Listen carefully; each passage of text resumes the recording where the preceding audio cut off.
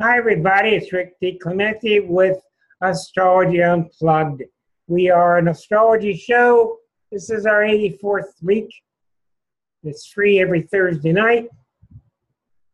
We talk about astrology mainly. We have a lot of guests, too, on different subjects. It's not a straight course from A to Z. It's more like a chat room about it. And I try to cover many subjects. And tonight's subject is a pretty difficult one, and it's really interesting, and it really opens up the quantum field. But it talks about, this is not lighthearted astrology now. This is not where's your little Venus and who you're going to meet on Friday evening, some cute guy underneath some streetlight. This is about quantum stuff. This is about how the planets are always doing what you want them to do, only you don't know it because you get unconscious of it. And we're going to talk about some intimacy between you and the planets that you won't even believe you have. It's very interesting. But first of all, it's been questioned to me, what's going on? Yeah, you're right, Susan. And I can't answer questions while I'm doing this part.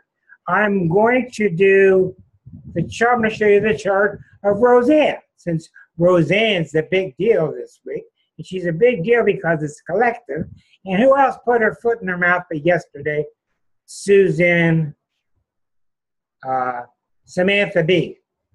Samantha B put about 5 different people's feet in her mouth all one time. And that's going on in the collective, and I'll explain to you why. And I'm sure you're kind of hip to most of it already. Here's the chart of Roseanne. Okay. Roseanne, I followed for a long time. I didn't really get real involved with her chart because she was famous so long ago. It was interesting to see why such a sudden comeback.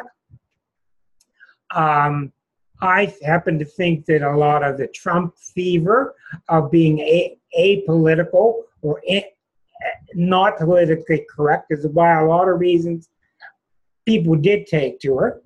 But if you followed her from her very beginning, and I remember her days as a stand-up, she's always been rather rude and crude and brash, and she kind of laughed it off. Well, that happens a lot. That happens a lot with people with a strong Jupiter.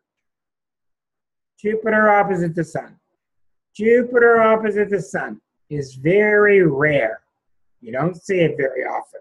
When a planet is opposite your sun, you are a lot like that planet because the sun is your identity. And the sun makes you very Leo-like just by being the sun. And she is a Scorpio. And she got the Jupiter in Taurus. It's a rough, tough place for it. So notice all these years, and within 2 weeks, Uranus enters Taurus. Uranus enters Taurus 2-3 weeks ago, sends its shockwaves to that Jupiter. And what happens with Jupiter? As I wrote in the Exquisite Zodiac, if you have a lot of relationships with Geminis, especially with Sagittarians, you will notice consistently. They say something, you get offended, then they say, I was just kidding. It's a big problem. It's a big problem for a lot of people. Because a lot of times the Sagittarian is not joking.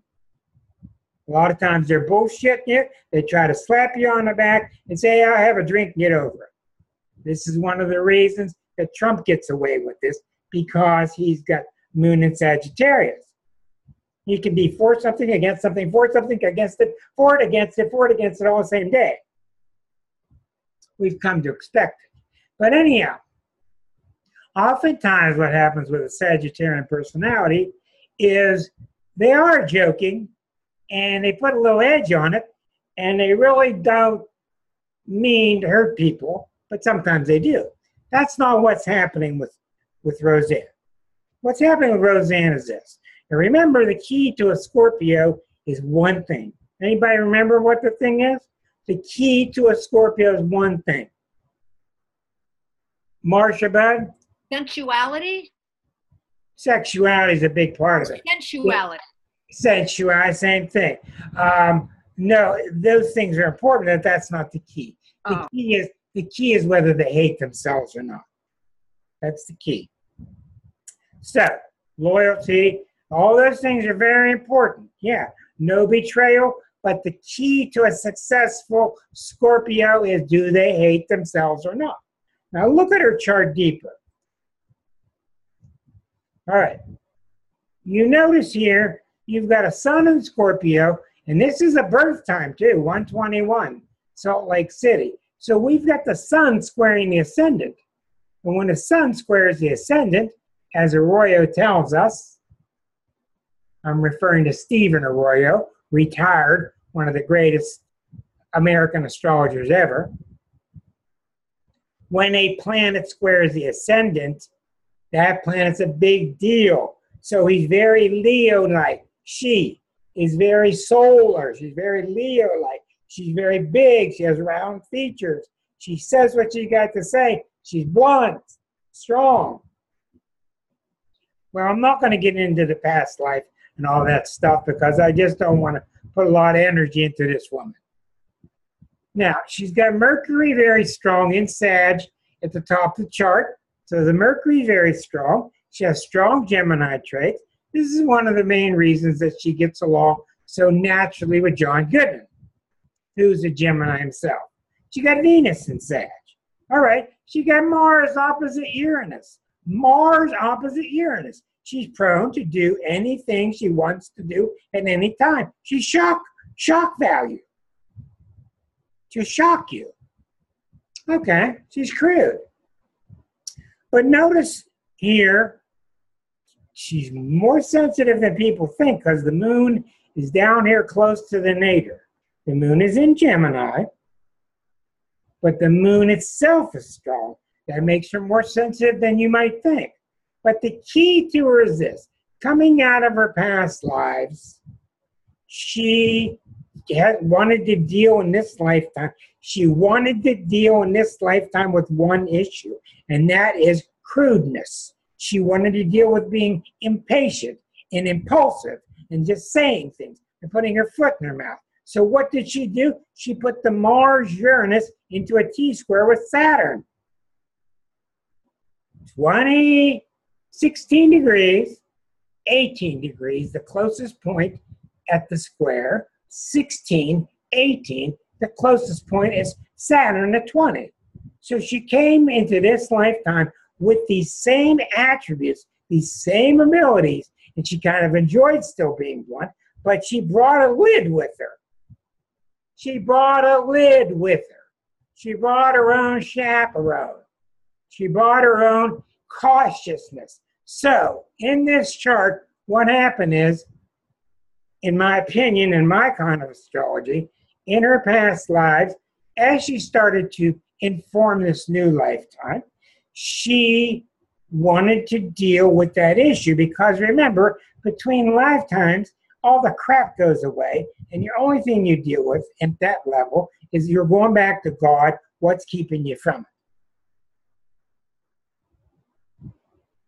As A Course in Miracles says, removing the blockages to the awareness of love as your central self. Removing the blockages of love being your central self. So she's got these impulses. She wants everything now. She's restless and she's blunt. And you can see a lot of that. A lot of the reasons she's blunt is because she wants attention.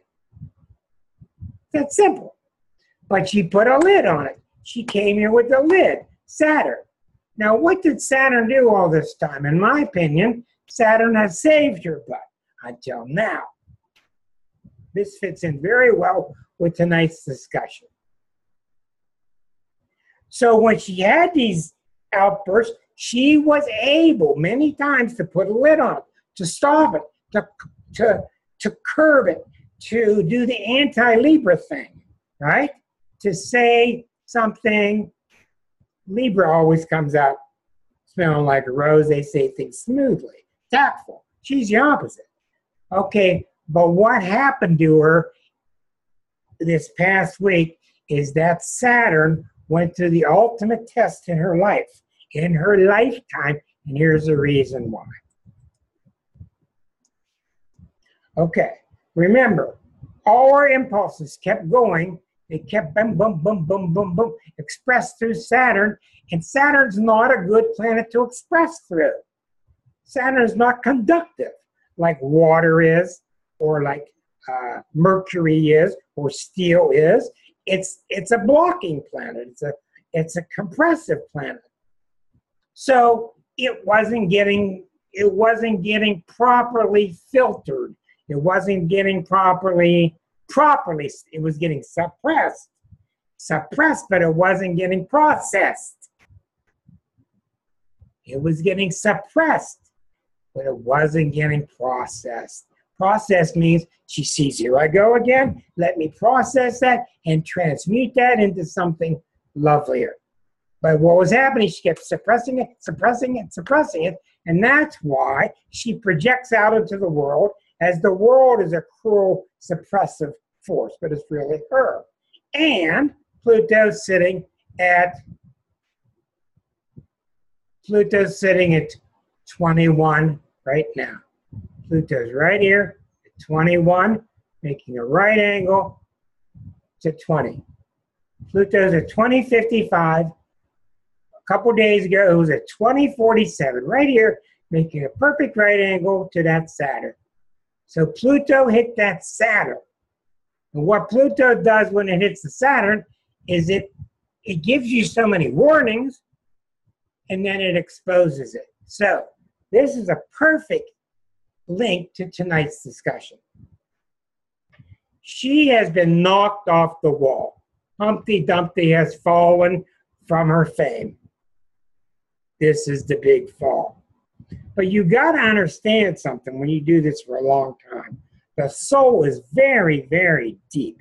And your soul is very, very wise. And it ain't got nothing with daily TV stuff. Nothing to do with that. It's intent on getting back to oneness. There is nothing else. There's nothing else. Nothing else to talk about. Or what degree do you want to deceive yourself? So she could not get herself through years and years and years. She's born the same year as me.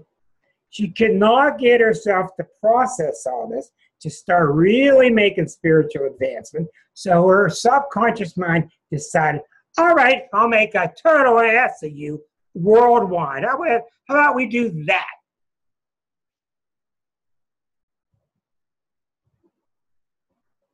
The subconscious, that's why I told you, the planets are doing what you really want them to, but there's always a smoother way of doing it. And if you're not listening, and you're not listening, and you're not listening, and you're not listening, well, they'll put you in the hospital, or they'll give you a scandal, or they give you a sex scandal, and they put it on TV. Oh, you know, the mic is still on, those kind of things. That's exactly what happened. This is the kind of thing it took to stop her. Now, secondly, this is a collective matter. She's really popular in the collective. There are a lot of people like the couple in that drama. So we're seeing it worldwide. We're seeing it countrywide. Who's following this guy in D.C. that just says the craziest stuff whenever he wants to, calls countries shitholes, and gets away with it? Well, it's not him. It's what are we doing about it? Why are we still following us? Why is part of us still following us? Part of us are rejecting him. So it's kind of like we're taking, it's like a, you've seen those shaking for gold, panning for gold, and the stuff falls down through. We're separating the wheat from the chaff. That's what's happening now at the collective. At the collective level, we're deciding what we want the U.S. to be, and a lot of us are trying to run back to the good old days when we just had a problem, you just slapped somebody upside the head, and you were done with it. So we're deciding now, and the wheat is being separated from the chaff. And this is one reason that collectively she's been pushed to the front, and she has just done the biggest thing that's a no-no, Miss Susan Avere. She's just done the biggest thing in Scorpio land that's a no-no. She has betrayed herself. Betrayal is a big deal to Scorpio, but I caution you, all this stuff you read about in astrology, about how people treat each other and stuff, it's all got to do with how do you treat yourself. Scorpio is all about never betray myself. That's why their number one problem in life is over-dedication to a person, over-dedication to a job, etc. And that's why they cut you no slack. If they're not cutting themselves any slack, they're going to treat you the same way. So I guarantee you, she feels like she has betrayed herself, and her unconscious mind figured out, what can I do to embarrass you worldwide? Because at the soul level, the soul doesn't care. The soul's glad to get you back on track. That's my opinion. So, tonight's discussion is about how planets do this to you. Hello, Melody. Welcome aboard.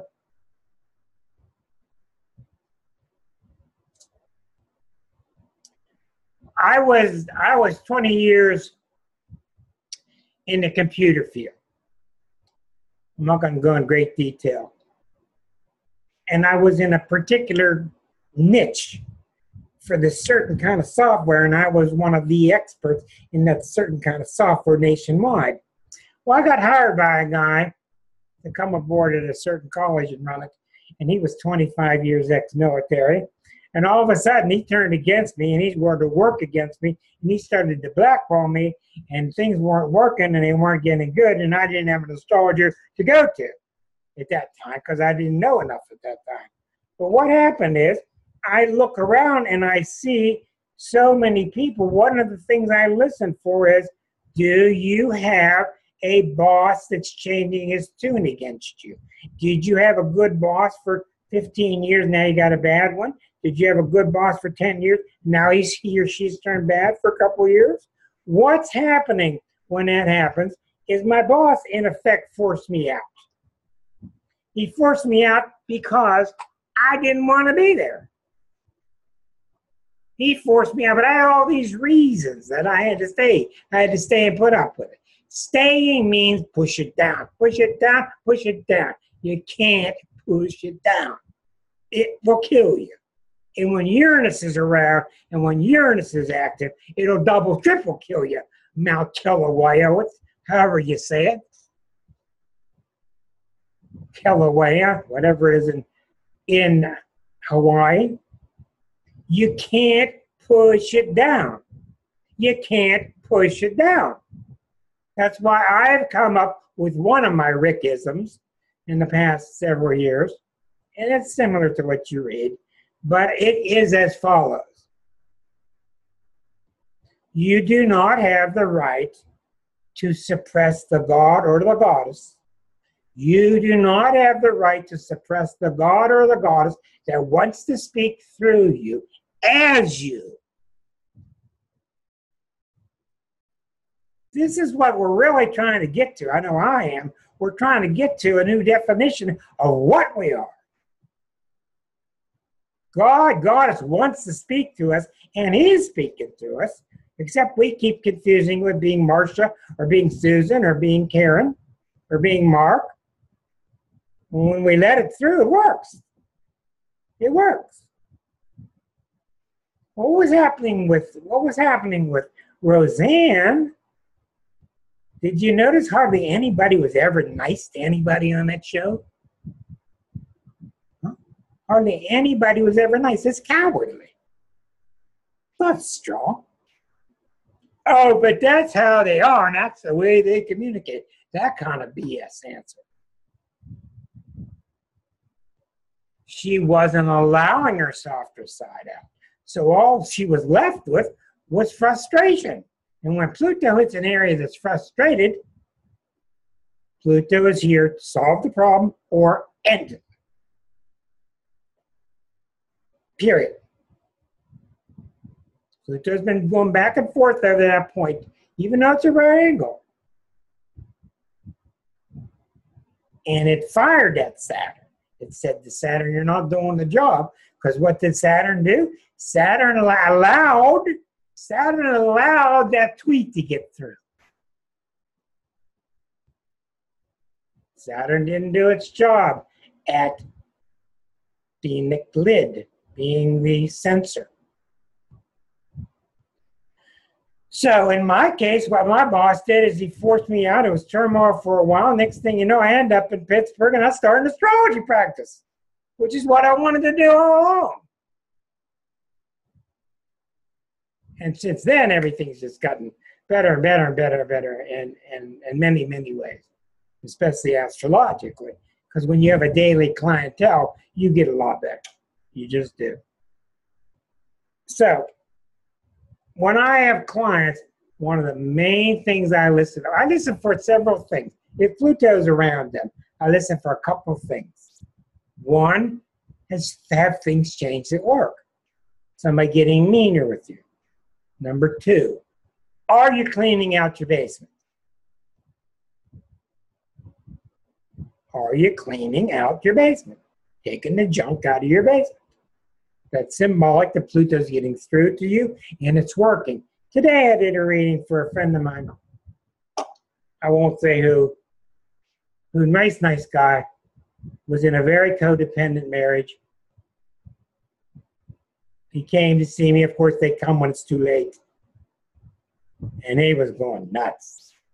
And Pluto was all over him. And he had the choice. Stick it out, suppress it, be there for the kids and the wife, or say that's it and move your own way. And within minutes, you'll meet the right person. Within minutes, you'll meet the right person. It's not because of some magic planet. It's not because somebody's up there watching, taking notes. It's because you come alive again. He had the balls, he had the nerve, he had the strength. It was tough, it was hard. He separated, then he got divorced and everything. He's got the right woman now. Things are getting better and better and better. Now, I'm not trying to make his ex-wife, his former wife, sad or anything like that, because she's got to deal with her stuff. But that's the number one thing that astrology does not put up with is codependency. It just doesn't allow it. Because you're taking the hose and you're kinking it. You're taking the hose that's perfectly coming from God and filling you up with all these flowers that Marcia takes pictures of, and all these rivers that flow, and all this love that flows, and all this creativity that comes, and it puts a kink in the hose.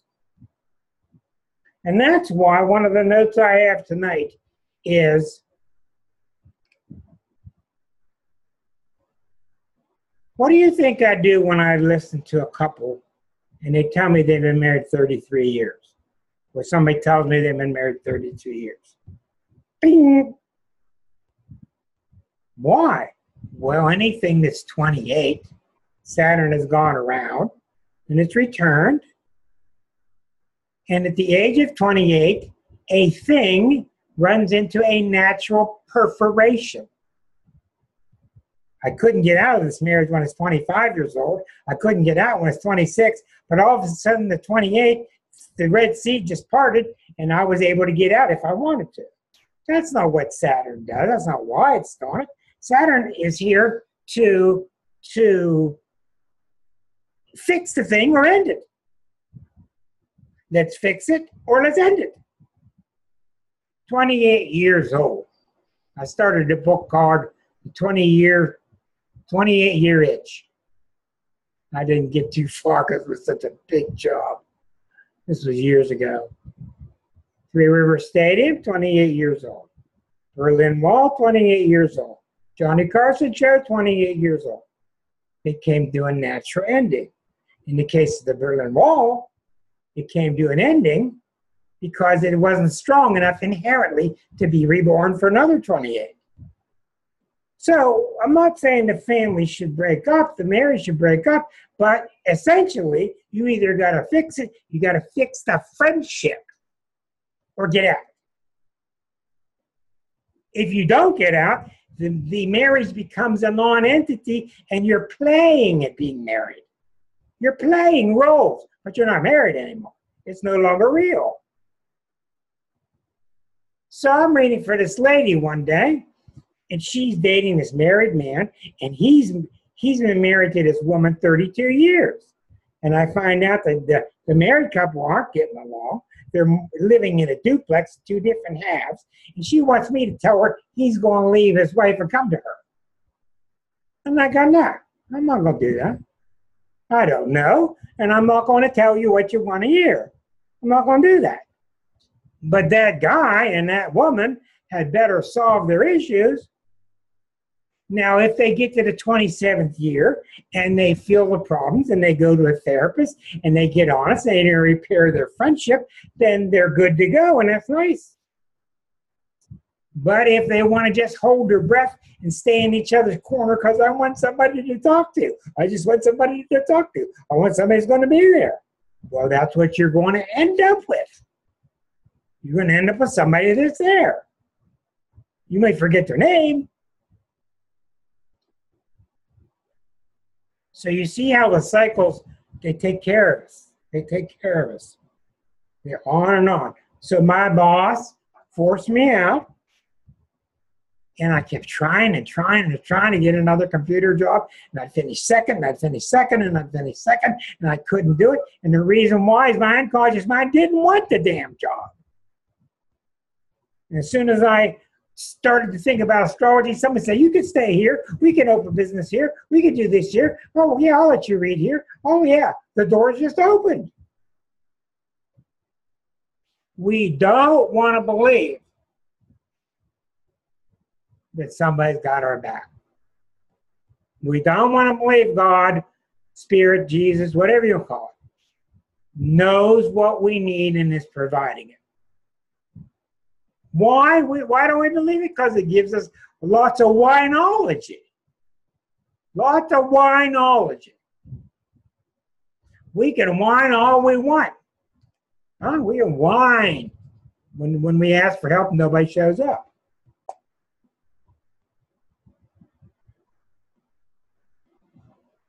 I'm jumping around a lot of different subjects tonight. Really intriguing. When we study astrology, we know Saturn rules your knee. The main part of the body Saturn rules is the knee. It rules all hard parts of the body, the bones, the skin, the joints, the teeth. Why is it when Saturn is on your Saturn or you have a significant Saturn transit, why is it that your knee starts hurting? Why is it that you have a car wreck? I ain't going into that because I just had that done, Susan. I don't know. Why do you have a car wreck and you hurt your knee? Why did you hurt your wrist or your head? Why do you hurt your knee? Who's looking at where your planets are decides what part of your body gets hurt?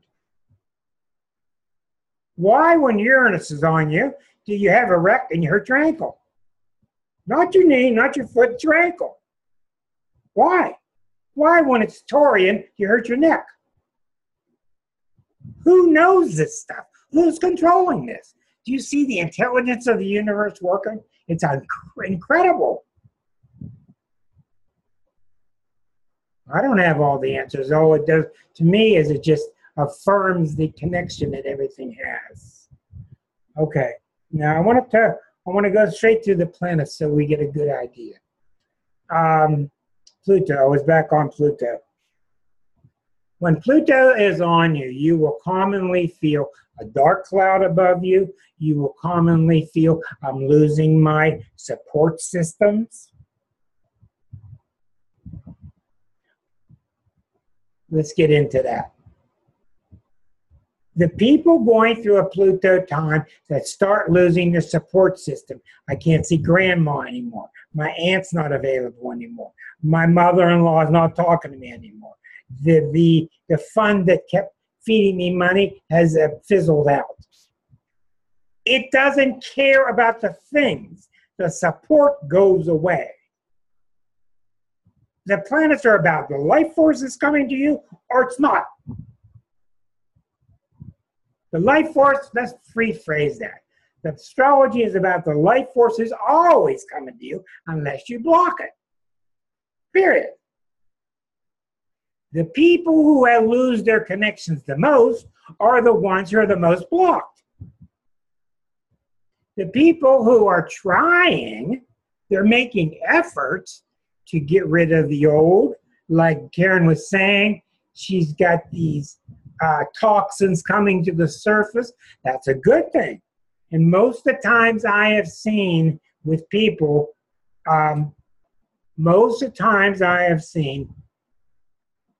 when toxins come to the surface, in my opinion, I'm not a doctor, I have seen growths, cysts, etc.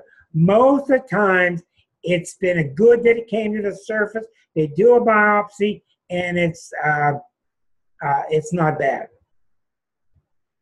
because it's symbolic. But if the person's not trying in their life to get rid of the poisons in their life, including the people in their life, then it becomes malignant. Now, I'm not going to give you a hard and fast rule because it doesn't exist. What matters to the planets is that you try. And with Pluto is that you try to grow some balls, some strength, some courage. Okay, then what you'll start to see is connections will start to be made. And now one of the things I've noticed so much, and Liza and I talk about this so much, you wouldn't believe what happens when people say they're starting over. It is really dangerous. I'm not saying it's not a good thing to start over, but I'm telling you, when somebody's starting over, you got to do it consciously. John Lennon, you got to do it consciously. Jimi Hendrix, you got to do it consciously. Robert Kennedy. In all three cases, Jimi Hendrix had a manager breathing down his throat on his back. He got rid of him and opened up his own studio. In a couple of months, he was dead. Look at John Lennon was putting out an album called Just Like Starting Over. In a couple of months, he was dead. Look at Robert Kennedy. I finally won in California, and I have finally gotten out from under the shadow of my big brother. He walked to the kitchen and he was dead.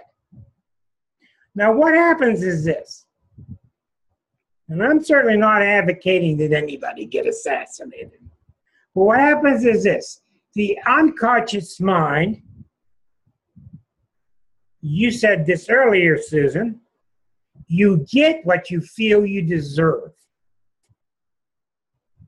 And I'm not Robert Kennedy or his spirit or anything, but I'm telling you, somewhere in his mind, he started to come out from the shadow, and it's always, always, always based on guilt.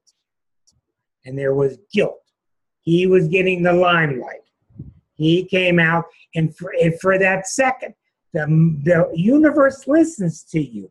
Somewhere in Robert Kennedy's mind, he said, I don't deserve this. I cannot let this happen. Sirhan, are you listening? John Lennon, same thing. He started to be reborn. Imagine coming out from under the umbrella of the Beatles and becoming a single artist. 10 years later, beautiful music he made on his new album. He didn't deserve it. It doesn't matter what you say, it's what you really believe. You get what you feel you deserve. This is why Mr. Trump keeps getting away with being an idiot. Because he believes that he deserves all the accolades that he's getting. That's why he's still riding high. Because he believes he should. He believes he is special. He believes these are shithole countries. He believes he's top of the number one place in the whole planet because he deserves it. And he believes it. Now, who's to disagree? I mean, it's all opinion, right? It's all opinion. But I'm telling you, I watch so many shows When somebody starts over, I left that bum, I divorced the guy, I got my own apartment, I got my own job, 3 days later gets shot.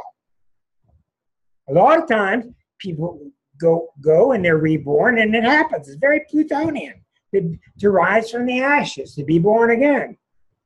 You can do it, but I'm telling you, you got to be aware of what's happening. Another example.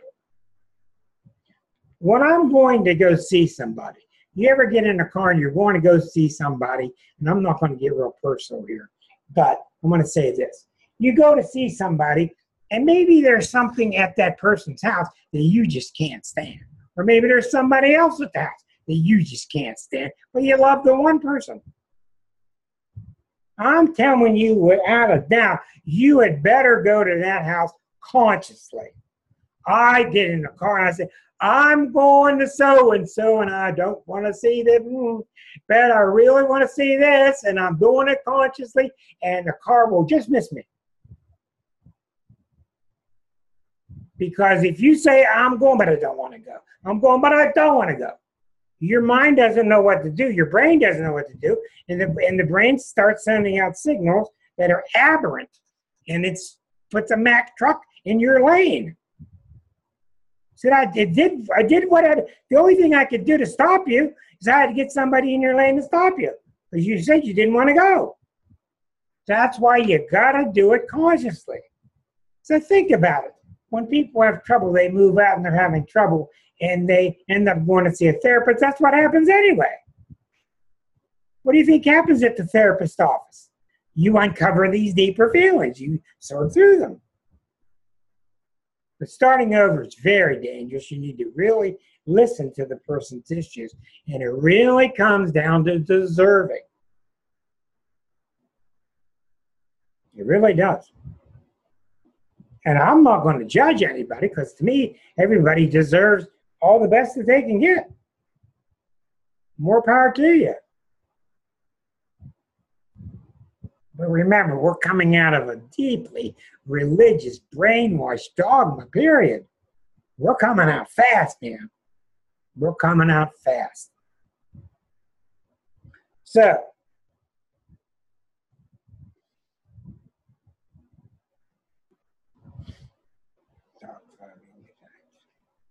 I remember a Pluto period I was going through once in my life. And I was with a group of friends at a spiritual meeting. And this Scorpio guy came up to me, and I never met him before. He said, you know, you suck. You ain't done nothing ever that was worthwhile. Nothing. I never met the guy. Pluto was right on me. It was how I was feeling about myself much of the time. And he was just telling me who he was, all he's saying. He was telling me that he felt that he sucked. 95% of the time somebody tells you off, they're telling you exactly who they are. Word for word. I didn't know it at the time. And I had a lot of self-loathing, and I had to work on that. Comes out of nowhere. Neptune. This is the fun one. Susan's going to like this one. Neptune equals scandal. Reason people have so much trouble with Neptune is because so few of us are really in touch with our God part. Because it's hard to do, and we're not taught right. Neptune is a part of you that wants to be loving with everybody at all times. And when you're that way, then you don't have to think about, am I being selfish, am I not being selfish? Because you're so busy loving everybody. It's not a problem. But Neptune is very, very common, especially the guys, well, the gals too. It's very common you end up in an affair that gets exposed and you get a scandal. And if there's an eclipse near your Neptune, hide. If there's an eclipse near your Neptune, don't even bother hiding. It won't matter, because it's going to get exposed no matter what you do. Why? because you want it to be exposed. Inside you, just like the Pluto part of you that knows you can be strong and wants to be strong and wants to be meaningful, the Neptune part of you wants to be godlike. It wants to be loving. It wants to be pastoral. It wants to be smooth and fluid and peaceful. And when it can't get the rest of you to agree with it, remember, there's no planet as strong as Neptune. Maybe Eris.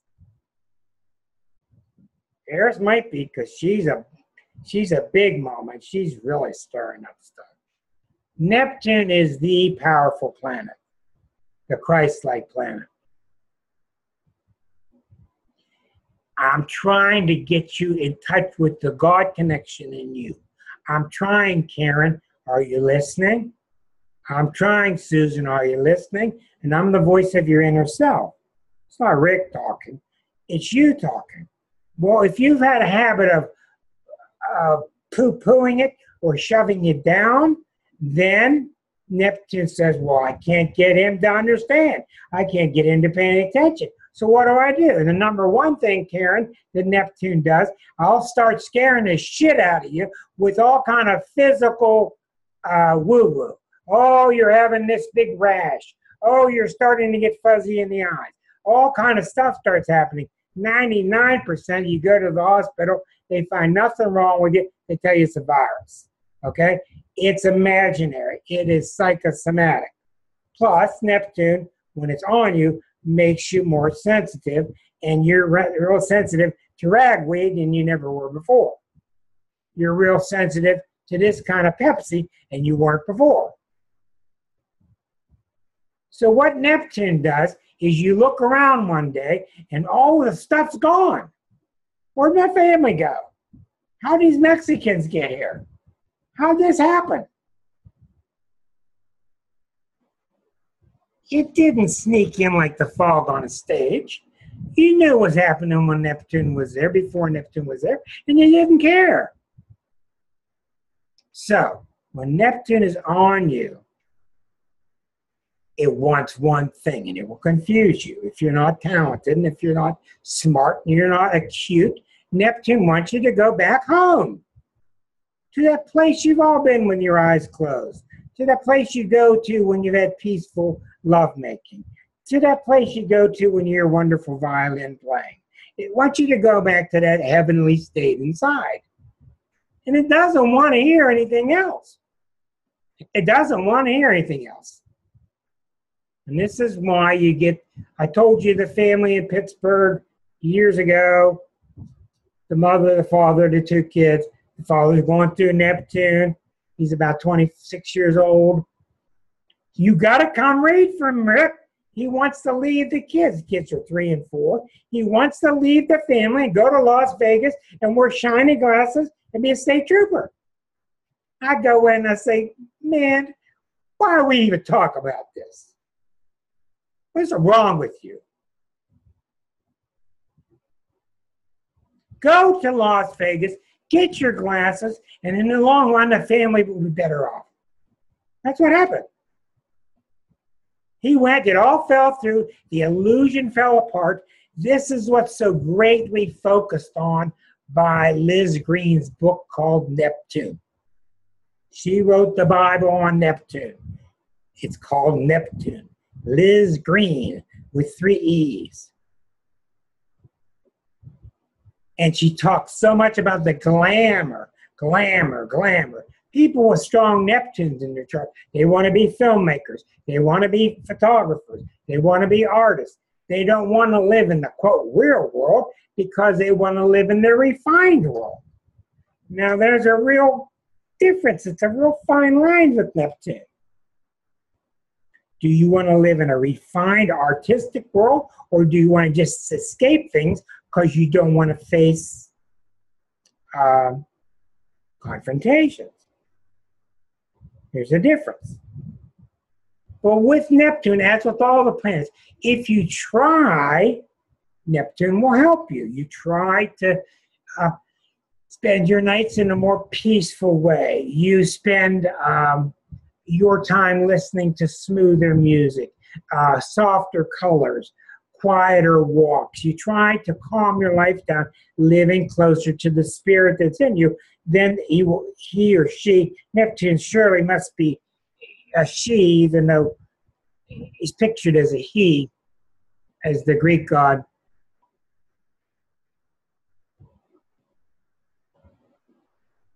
He or she will bring you spiritual links. And if you don't do it, the unconscious gets angry. It doesn't want to hear what you're saying. It doesn't want to hear that you want to have an affair. It doesn't want to hear you want to go play poker. And it will stop you, and it will set you up. Have you ever seen a cat hide behind a tree like this? You ever see a little cat hiding behind a tree and they think that you can't see them, right? That's what's going on during the Neptune time. 90% of the time, you're having an affair. Nobody can see me. Well, everybody in the office knows about it. They all know about it, buddy, but you. Okay? But what is the ultimate result? You get embarrassed, humiliated, you end up being some kind of official in the state of New York. Because I think anybody that's run for anything has fallen from grace from some sexual thing on the Appalachian Trail out of the state of New York. It's just amazing. But you see what's happening. These planets are symbolic of very refined forces in you, but you cannot control them. You cannot suppress them. You cannot turn their voice down. You can try to. And what happens with Neptune is, oh, I get so dissatisfied. I'm so dissatisfied. She doesn't cut it anymore. This job doesn't cut it anymore. This food doesn't cut it anymore. This country doesn't. Well, nothing can compare to the God part of you. No wonder it doesn't cut it. That's the real way to react to Neptune. See? Same with Uranus. Now, Uranus is next. Uranus. Uranus, the planet of excitement and more life energy and more elbow room, and I can be myself. It's always the question with Uranus. Am I able to be myself? The number one problem with Uranus transits is I blame everybody else. It's your fault. This didn't happen. It wasn't for you. It wasn't for that. Blah, blah, blah, blah. Well, in some cases, some outer forces do stop you. But in most cases, you're stopping yourself. I know people that have had strokes, aneurysms, epileptic seizures, right when Uranus hits them. And it's not Uranus that's doing it. I told you someone was going to turn up the current. I told you when. But you can't go from being dull to turning up the current the next day in a healthy fashion. So while you got months to prepare for it, you should be getting used to more current coming through you. I told you about the guy in 1983. I'm on my radio show. I got this guy, and he is wow, what a story. This one's for you, Melody, because you're just starting out. In 1983, I'm reading for this guy. He's a mechanic in a factory. And I see Uranus approaching his Pluto. So I didn't know what to say. The other day, I just told a guy to watch out the next day for his epileptic attacks. He had 3 the next day. And then he and I sat down and talked about whether he wants to know in the future or not. That's really a question. That's a tough one. So this guy, I tell him, 3 months from now, put it on your calendar. When you go to work, doesn't mean anything's going to happen. I want you to be careful. Cutting instruments, hot instruments, guns, sharp things that can hurt you. He's a machinist. So 3 months go by, he goes to work and forgets all about it. When he walks into work, he remembers. He went, boy, I remember. He put on his hard hat. He lay low for a while, took it kind of easy. The day's going along fine. He kept it in mind. And in the afternoon, a piece of hot metal went flying through the air, red hot, off of a lathe that went into his ear.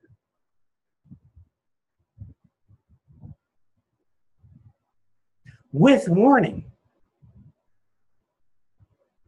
Now, I believe if he hadn't been warned, it would have killed him. Something would have killed him. I don't know enough about it, but I think that that warning, that heeding of that message helped him in some fashion. One of the reasons it's kind of weird is Uranus is the only planet that hits exactly. Mathematically, you can tell the minute it's going to hit you. Now, I told you the story of the woman, the Taurus woman. This is 10 years ago. She's got Uranus on her, and I see when Uranus is on you, the person should be feeling, I'm feeling this, something's coming out of me. I can't keep it in anymore. I want to get this off my chest. I've had it up to here. You should be feeling that. So I'm talking to a Taurus, and they usually don't feel that way. They're very sedate. So I'm talking to this woman, and I've been reading for her for several years. And I get to this point when Uranus is on her, she says, the kids are driving me crazy. And I said, what do you mean they're driving you crazy? Did you change kids? Did somebody turn their volume up? What do you mean they didn't drive you crazy before, now they're driving you crazy? Yeah. I said, the kids haven't changed. This is Uranus inside you. Well, duh, she's not getting me. She doesn't understand it. I said, here's what I want you to do. And I pulled one out of my ridiculous hat. I said, take those kids outside the next 3 days and play in the mud. Get all the mud that you can, and the squirting and the hose. And I watched Phil, the guy on Duck Dynasty, tell the kids the same thing. He's a Taurus. As a matter of fact, almost all Tauruses on that show.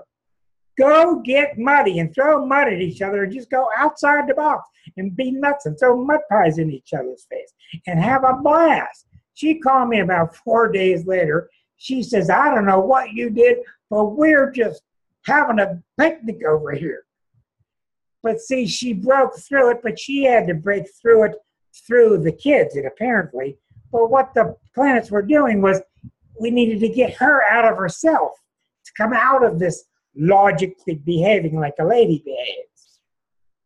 And so they had the mud wrestling, and they had the water wars and all that. But ultimately what had happened was she learned during that period to start allowing herself out. And things got better and better and better.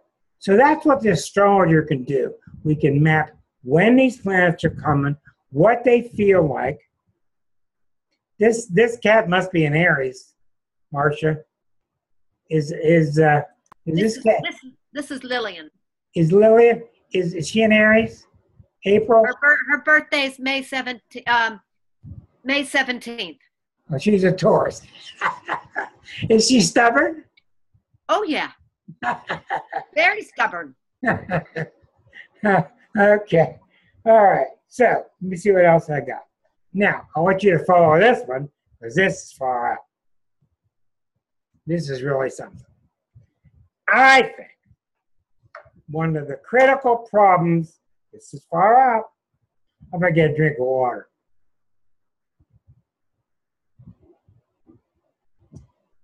The most critical part of Donald Trump's chart is Venus is next to Saturn in his 11th house, in the sign of Cancer. Now, Mr. Trump has 3 very smooth planets in Libra, and he's got the Gemini Sun, Mercury next to Uranus, and he's got the Moon in Sag, car salesman. He's got all these things going on, and he's got the Mars and Leo on the ascendant, which means you think I won't, I will. You dare me, I'll do it. All right. Showmanship. But what I really think happened is this, and still happening. Remember, the president of a corporation, the president of a family, the president of a country, their chart symbolizes what's going to happen to that body. So the transits going on in Mr. Trump's chart are not just indirectly affecting us through him. His chart is us. And for the past couple years, Uranus has been hitting his Venus Saturn. Now, the Venus Saturn in Cancer, Venus being the planet that allows love to come in, Saturn, the fearful planet that's trying to make sure, guarded and all that. It's so guarded that what Venus Saturn needs to do is prove that you're not treating me fairly. You're not treating me very nice. The Venus Saturn is the problem in his chart. This is why he has to prove everybody wrong, amplified by his Mars and Leo. He's got to prove everybody wrong because he's got to find an attacker.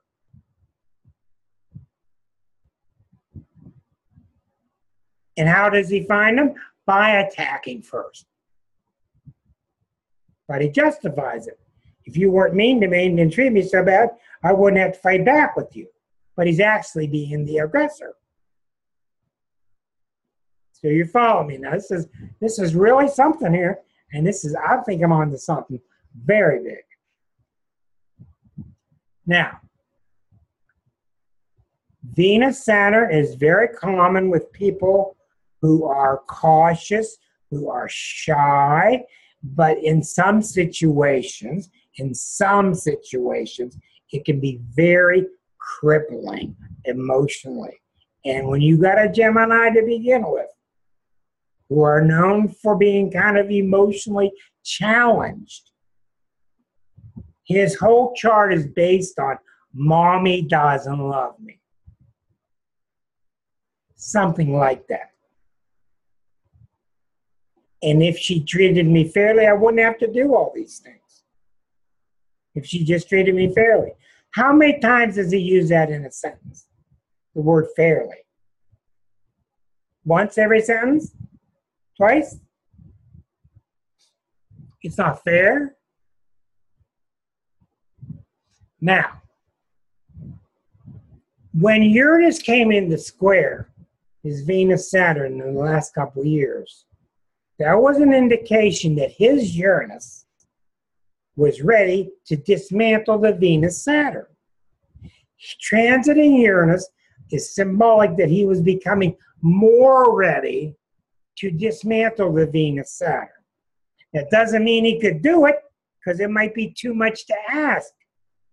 But what it means is, to you, if Uranus were hitting your Venus Saturn, you would start to feel thusly. Oh, I need to stop being so uptight. I need to open up a little bit more. I need to trust a little bit more. I need to not be so cautious. You understand? Now, what happens when that planet gets insistent and that planet gets symbolized by riots and the voice of the people and all the radical crazy stuff that's going on? What happens when it's stirring in the unconscious mind and you can't let it through? What happens when you can't let it emerge? Because it's causing such turbulence in the lower fuselage. Well, it makes you more nutty. And what do you do when you get more nutty? You need to put out more lights. Let's put out that light. Let's put out that national park lights. Let's put out that pipeline lights. Let's put out these rules here, lights. Let's let these rich dudes take over more and more, lights. If you can't handle the light coming through, then your job is to put out the lights. Well, we got these friendships with England and France and all that. Let's just say I'm not playing with that. I'm not going to go to any peace accords or anything climate. I'm just going to get ridiculous about everything. It's got nothing to do. What he's doing has nothing to do with the country. It's got nothing to do with astrology. It's got nothing to do with Paris, France, Tokyo, North Korea, none of it. It's all got to do with he's not being treated fairly. He wants it done. He's over with it. So when you can't in a healthy manner overcome it, it becomes unhealthy. And we're picking that up because we're allowing him to behave as we do. That's all in the works. Now, one of the things I've seen with Venus, with Uranus transits, I know a guy was married to a gal, and they were breaking up, and I was helping the girl get back on her feet. And Uranus was hitting the guy. Now, what can happen when it's hitting the guy is he can start to see how he's not allowing himself to be himself and get better. Because if you're not allowing yourself to be yourself, do you think you're going to allow somebody else to be themselves? No. So what Uranus does is it cracks you. And that's why all these people keep asking me, when is this Trump thing going to end? When's it going to end? And I keep telling them, I can't answer you because his sails have been ripped into millions of little pieces. I can't tell you the wind's blowing all his pieces, but I can't tell you because he doesn't have one or two sails up there. I have no idea because it's got millions of little sails. I don't know what's going to happen. See my point? I'm going to get to the point where we have questions and answers here in a minute. Saturn. Now this is an interesting one. Put this in your book, Melody, because you will see this. You're sitting with I'm sitting with a woman, a married woman, a housewife. She's going through a Saturn return, age 58. And I'm telling her all the things to look for. No. I'm telling her what to look for. No. Telling her what to look for. No. Oh, but my husband, he just retired. You will see without a doubt when people get married, and I can't say all cases, but in most cases, they become one. I have seen Saturn transits to the day happen in the woman's chart, and the husband retires that day. These aren't things I've read. These are things I've experienced. So, even more mysteries about astrology. Sometimes it'll be the reverse, happen in the man's chart, the experiences with the woman.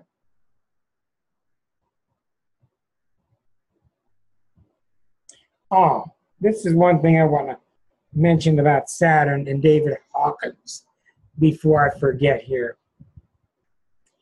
If you're having a frustrating day, do not rise up like Samantha Bee does and yell to the universe, "Oh, F me." Don't do it. Do not do it. Stop yourself. Send out a cancel. Woo-hoo! Delete. I didn't mean to say that. Be nice to me. Because he told us, and he's got many videos, David Hawkins, the former psychiatrist in New York City, had just passed away, age 84. He said his 50-year practice of psychiatry in New York City is just full of people that had a variety of death wishes. And when you say something like, "Oh, that's me to myself, to the universe," well, let me figure out how I can do that for you. So you could say, "Oh, I feel like dying. Oh, I'm frustrated today. And oh, I'm just talking that way and I don't really mean that." Continue with it. Bring it out. Talk about it. Don't let it stir, because that really is what's causing the experience. Okay? Now, two more things. Jupiter. Many, many, many times people have Jupiter returns, Jupiter hits something, and out of nowhere, everything gets really nice and easy. All the doors open up, money comes your way, opportunity's really good. You can't believe it. You can't believe it. Well, many, many times, probably 2/3 of the time, it is real. It is real. And accept it and enjoy it. But about a third of the time I've seen, Jupiter does something that's so effortless that you just can't believe it, and you can't buy it, and you probably should. All I can say, when Jupiter's on you, check it out. Check out the details. Final statement before we say goodbye to our YouTubers and deal with my 85 degrees in this house. Mars. Mars is the one you gotta watch. Mars is the one you gotta watch. You gotta always know where Mars is. Mars is quick. It moves by fast. It's like a sniper. It acts. It's blunt. It's quick. It has no conscience. It's always got a barb to it. And then it's gone. What Mars does is it instigates. It makes things happen in areas where things are stirring. Where things have been stirring, something's going to happen. Something's going to give. You say that to yourself. Well, when Mars is on you, what's really important you do is this. And if you don't do this, somebody's going to get in your face. You need to assert yourself firmly, but not aggressively. Really important. Assert yourself, but don't get aggressive. Don't get nasty. You don't start a fight when Mars is around, and you don't start a fight with somebody when Pluto's on you. Unless you want a really big fight like with Muhammad Ali. So again, when Mars is on you, you need to act, assert, but don't get real aggressive. So that's it for tonight for the YouTube audience. I thank you for coming to join us, and I can say to you that on this graphic here, there we go. If you want to join us on any Thursday night, tell your friends. If you want to join, just go to my website, which is starself.com/unplugged. starself.com/unplugged will get you to the links on Thursday night at 8 p.m. Eastern if you'd like to join us in our audience. Thank you for being with us. And next week, we will have the Reverend Greg Keene back with us. Greg Keene is a fourth-generation medium from Lilydale, New York, which is the center of spiritualism in the United States. Greg has been on my show since 1982, 1983. Good old friends. He will be reading in general. Also, he will try to give you 3-4 minutes per person that's on. He'll be picking up things. He's an expert at relaying messages to you from those who have passed on. So that's next Thursday, June the 7th. Hope to see you then. Thank you for joining us.